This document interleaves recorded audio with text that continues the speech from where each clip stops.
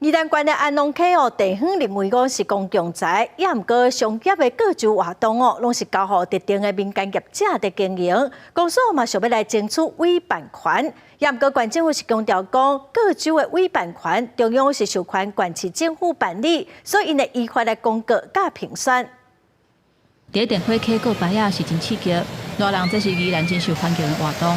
不过电火溪由两间业者经营泛舟，到今已经70几年。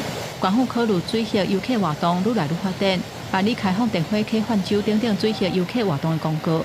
不过伫已过期的期间，针对告牌仔的活动，由什么人来办理？地方有无共款的声音？因为管用合一嘛。你不能说在这边清扫管理全部都公所跟安农溪发展协会来做。按照使用就你们县政府去收费。三星乡公所认为讲，电火溪是公共财，平常时由在地协会、社区甲三星乡公所负责清洁甲维护。不过，唯一会当营运的泛舟，却是由县府负责办理甲管理。希望电火溪泛舟也会当管用合一。公所嘛希望争取办理权。不过交通部函示，因为根据水域游客活动管理办法，泛舟委办管理权敢若授权到县市政府，所以县府继续予公所来办理。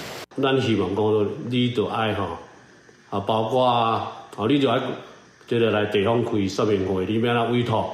有民代质疑讲，县府2021年发布公告，暂停电火溪有搁较侪业者搁申请泛舟的活动，这等于是要予特定的业者来经营。县府若坚持要安尼做，应该去地方开说明会，详细说明办理的内容，避免继续予特定的业者来经营。我们目前正在研议。